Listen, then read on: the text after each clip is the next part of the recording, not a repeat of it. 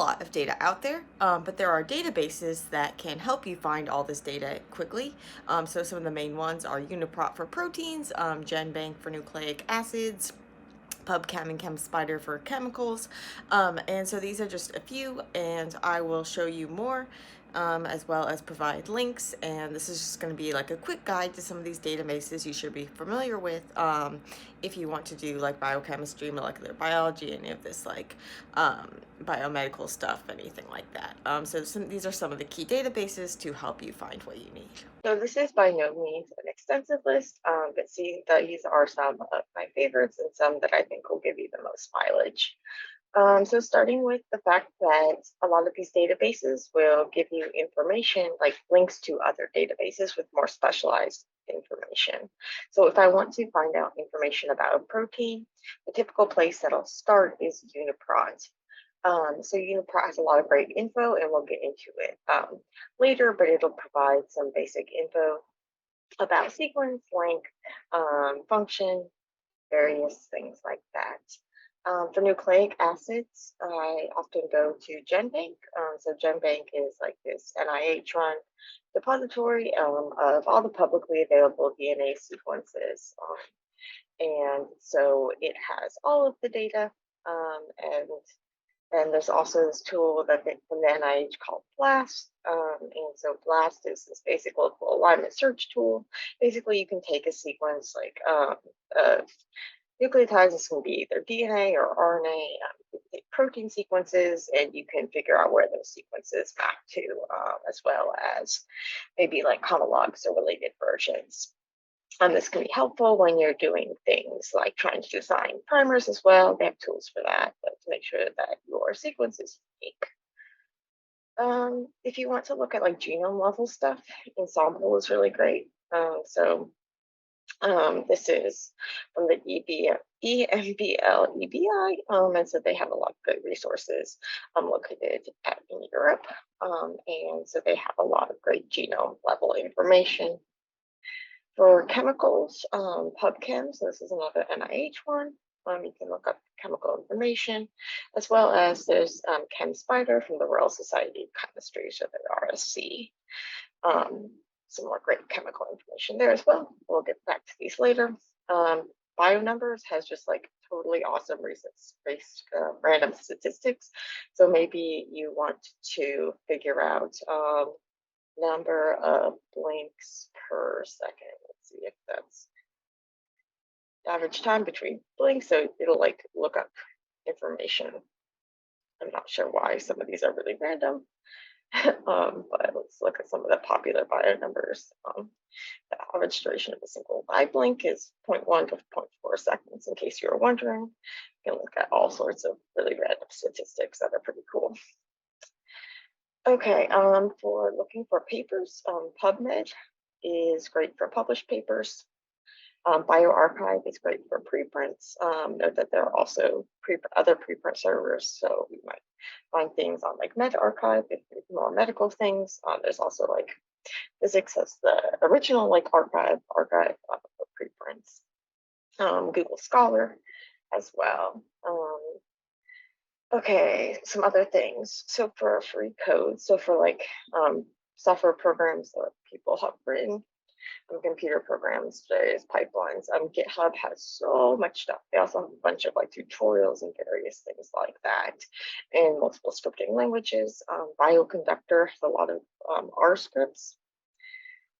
In Galaxy, this is like a web-based server that'll do a lot of genomics tools and pipelines and things like this. And it's really great for people who don't have that much experience with computer programming, etc., but they want to do some sort of analysis on either their own data or published data. So you can import data sets from public data, as well as upload your own data sets to analyze. And they have some great tutorials and things as well. When it comes to so that's like a web-based thing. So you can just do it like on their servers and stuff. So you don't have to have a ton of computational power on your computer, and you don't have to be taking up a lot of space on your computer. So that's really great. If you're doing your own programming or running package pipelines that you get from like Bioconductor or GitHub or something, you're likely going to have to install different packages. So these packages, depending on what programming language, they'll come from different places. So for R, the packages typically come from CRAN. And so they have a ton of different packages that you can download from here. For Python, there's the Python package index, PyPy, and they have a bunch of packages here, as well as if you're using Anaconda, you can install packages through Anaconda's packages. And so typically you just click on a package that you want. Oh no, it's a random thing that you might want. So you want to tabulate. It would tell you, okay, you just need to copy and paste this thing, and you can into your terminal, and you can install a package. And then also I have a way more resources that I found helpful, so I'll show you some more in a minute, but just so you know that I have a lot on my blog that you can find information about more things that I found helpful, because there's a ton of tools that I found helpful, including these databases. I have some more specific posts on like prop param and uniprot and PDB and stuff that we'll talk about later. But there's a lot of tools here that I hope that you can find helpful. Okay, but now let's go into a little more detail about these various programs that you might want to use. Okay, so let's start with proteins. So I told you a little bit about uniprot before, but let's go back and look again. Let's just look at one of their examples. So say you want to look up insulin. Okay, so you see that you search for a protein, you'll then get a list of the different proteins from all sorts of different organisms, as well as you'll get things about not just insulin, but like insulin receptors, insulin degrading enzymes, various things like that. If you see gold, that's typically, it means it's been reviewed, and so these sequences are a little more trustworthy, I guess you could say. If you were to then click on an entry, you'll get information about its function, and some key features, annotations. See, you're getting a ton of links to other databases where you can get more specific information. So this is why I like uniprot as kind of like a first stop, because it can take you to a bunch of different databases with more information that might have information about things that you want. It'll also show you like little structures in here, but it'll show you how you can get then it'll link to PDB, as well as if there's not a structure, it'll give you like an AlphaFold structure. Some of the structural features. See, there's just like tons of stuff about it, as well as sequences. So if there's different isoforms, so different like versions of it, maybe they're alternatively spliced or they're processed differently. You'll see different versions. You also get links to the sequences, and there'll often be multiple sequences because of like variants and isoforms and things like that, etc. And so yeah, so you saw that there was that little structure thing. Where it was showing you a structure. You see there's all these different structures that you can choose from to look at. And what you're looking at here is just like in this little browser window, and you don't see everything, etc. But if you want actual structural information, what you can do is you can go to the PDB, so the Protein Data Bank. I have done like a whole post on the Protein Data Bank, and there's different, it's like a worldwide consortium, but there's sites that are hosted in the US, in Europe, in Japan. And so this is the US one, the RCSB. And so you can look, if we were to say insulin, you could also link just directly from uniprot, but we could search for insulin. I'm guessing we're going to get a lot of structures, but it'll show you all these different structures, and you can get more information about the papers, about the annotations, experiments. You can download the sequences, etc. I can click on that. But yeah, so this is the PBE, which is the European site. Okay, XBasy, they have a ton of random resources, like on all sorts of different things. But one that I really like is this XBasy prop param tool. So let's say we want to look at insulin. We can use the protein name. And see if that will work. Look at regions of it or just like a whole portion of it. And so let's just look at the alpha chain because there's these two chains, which is why this one's kind of more confusing. But it'll show you the sequence as well as information about like the molecular weights, the composition, so how many of each amino acid there are, extinction coefficients, so you can figure out the concentration from the UV absorption, etc. So XBase is really great, and you can also enter your own custom sequences, which is great if you're doing like protein expression and you have you're making different constructs where maybe you're cutting out truncating parts of it, or you have a tag on your protein or something, and you want to figure out how that alters the factors that will impact your purification. Okay, so explorins, yeah, like the PI and stuff, so you know what charge and what type of anion or cation exchange, etc. Okay, for enzymes, explorins, the enzyme database, I've done a post on this as well. So this is hosted, this is like the official site from the IUBMB, so the International Union of Biochemistry and Molecular Biology, who have like are in charge of like different enzymes. They're like enzyme commission numbers, so it's like easy numbers. You can get information about all of the different enzymes, and it's really awesome. And I have a whole post on this as well. There's also Brenda, which is the Comprehensive Enzyme Information System. They have a link, lots of links to different things about different enzymes. So this isn't as like officially verified as the IUBMB information, but it will give you a lot of great information and links to other sources. If you want to figure out how enzymes are actually working in terms of their mechanism, like arrow diagrams and stuff, this NCSA mechanism and catalytic site atlas is really great for that.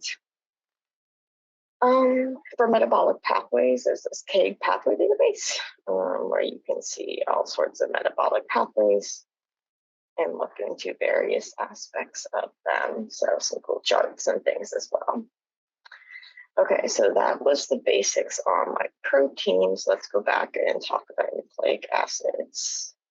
So as I mentioned GenBank before, so here's an example of a GenBank record, so you can see all this information, the sequence, various things like this, and it's in this like standardized format so that you can then download it and use it in different software that'll recognize all the weird notations and stuff and be able to parse it out. But GenBank is going to have like all the sequencing data, all the sequences, and so some of this might not be like totally accurate. There could be errors, or there could be different variants or whatever that complicate things. There's also this thing called RefSeq. So in the GenBank, you're going to have a lot of like duplicate sequences with maybe like slight differences. With the RefSeq, this is like non-redundant.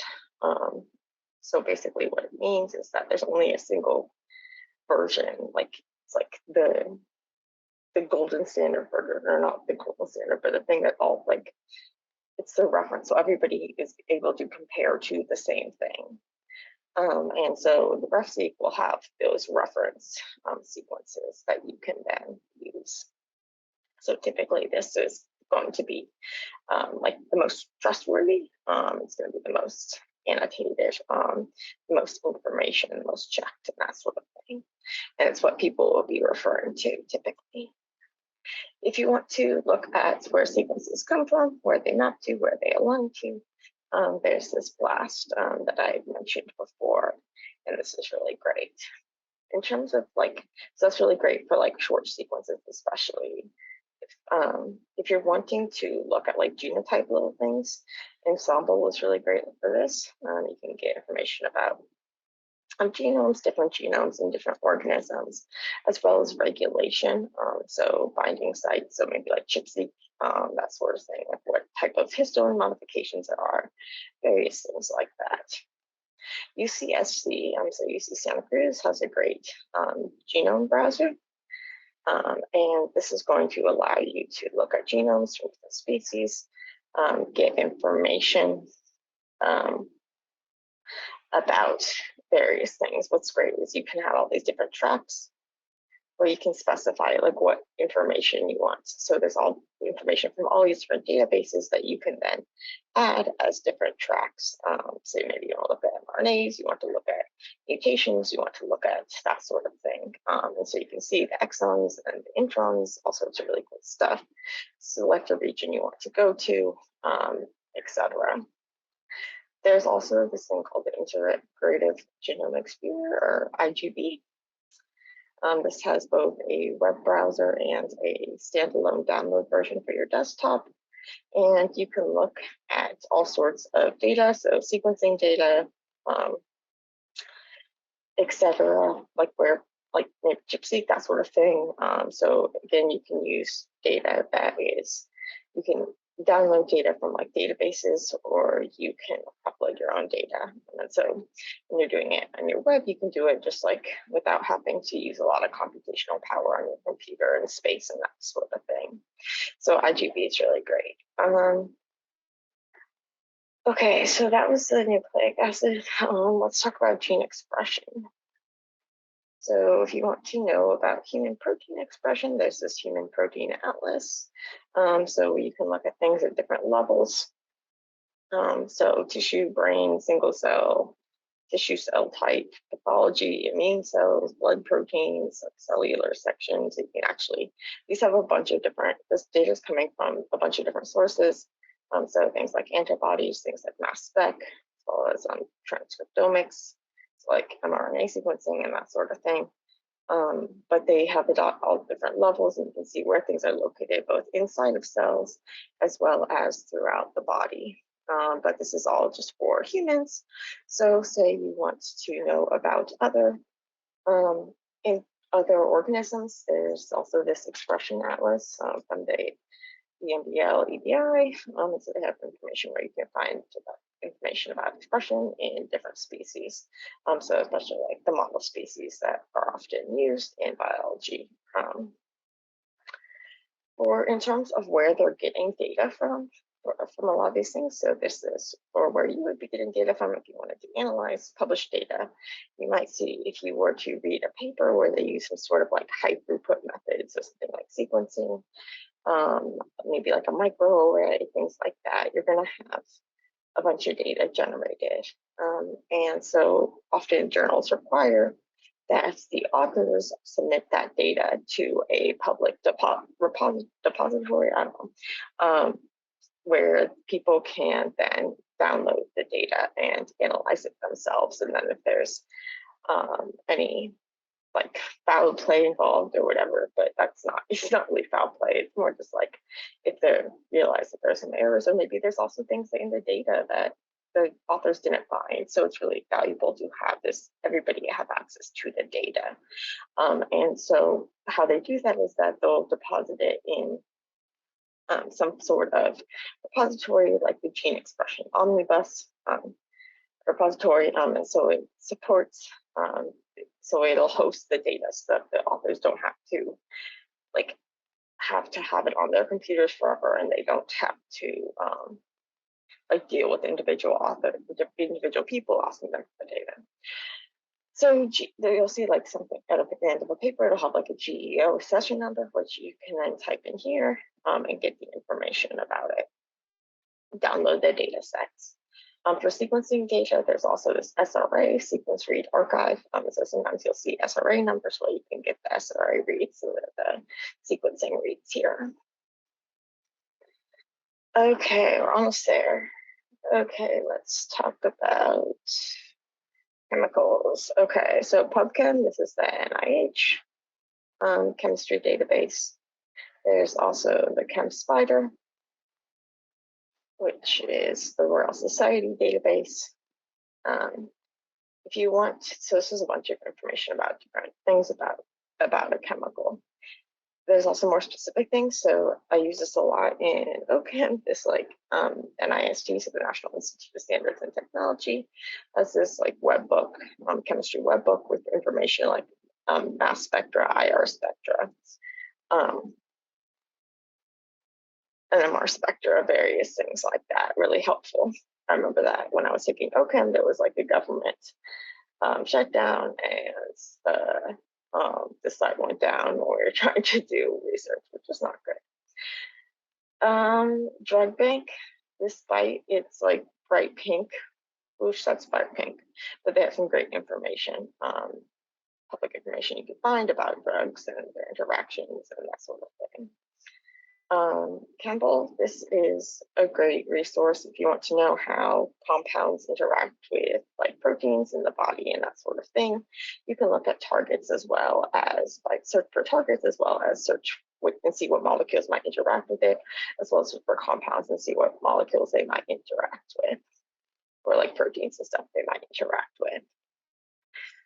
Okay, so I think that was basically most that I wanted to show you, and then there are a bunch of other custom, more specific tools for various functions, but often you can get the links to those tools by starting at one of these databases. And so I hope that helped you, and happy searching.